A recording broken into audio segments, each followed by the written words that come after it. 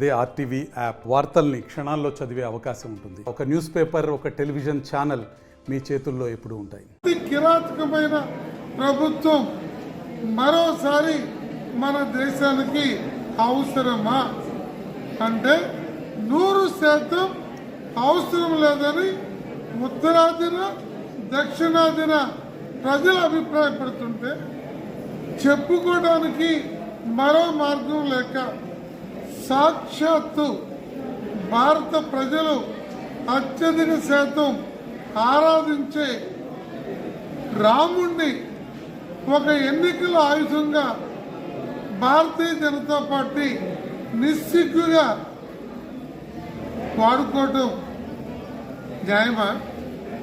అంటే హిందూ మతాన్ని, మతం మీద గౌరవం లేదు బీజేపీకి, హిందువుల ఓట్ల మీద ప్రేమ ఉంది.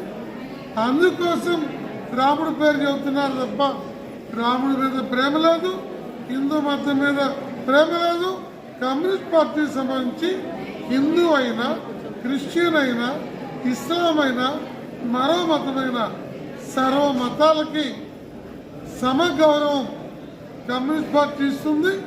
మతం పేరుతో, రాముడి పేరుతో బీజేపీ వేసే విష వలయములో ఎక్కడా కూడా ఎవరు కూడా చిక్కుకోకూడదని ఈ సందర్భంగా సిపిఐ చెబుతూ, రాష్ట్రంలో జగన్మోహన్ రెడ్డిది ఒక రాక్షస పాలన.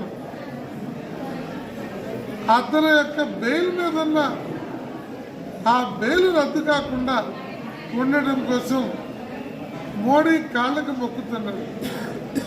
అప్పుల కోసం అమిత్ షా కాళ్ళకు మొక్కుతున్నాడు.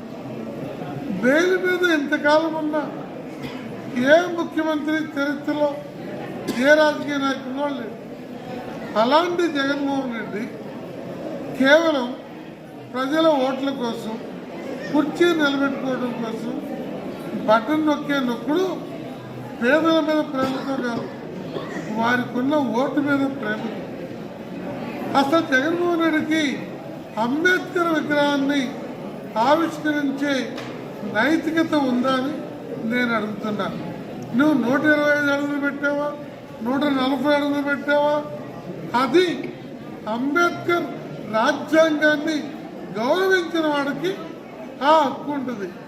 అంబేద్కర్ రాజ్యాంగాన్ని అదుపాతాళంలోకి తొక్కి అంబేద్కర్ పేరు పెట్టి పేదల ఓట్లు కొల్లగొట్టే జగన్మోహన్ రెడ్డి మళ్ళా తిరిగి రాష్ట్రంలో అధికారంలో రావడానికి సిపిఐ అనుమతించదు.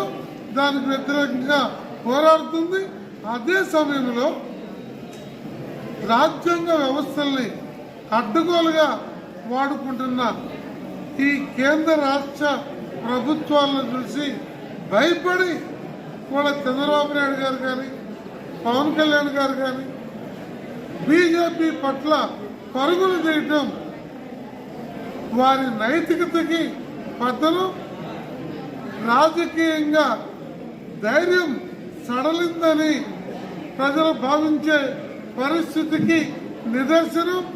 అందువల్ల ఇవాళ ఈ రాష్ట్రంలో ప్రజల పక్షాన పోరాడే కమ్యూనిస్టులతో వీరు నడవాలి తప్ప తిరిగి పొందలాగా మోడీ కాళ్ళకి సలాం చేయటం ద్వారా ఈ రాష్ట్ర ప్రయోజనాలని కాపాడలేరని, అందువల్లనే సిపిఐ వాళ్ళ దేశంలో ఉన్న ఇండియా కూటమి రానున్న రోజుల్లో మోడీ చెప్పినట్లుగా వారికి 370 సీట్లు, ఎన్డీఏకి 400 సీట్లు కాదు, రేపు రానున్న ఎన్నికల్లో దేశ ప్రజలు మోడీని ఓడించడం ఖాయం.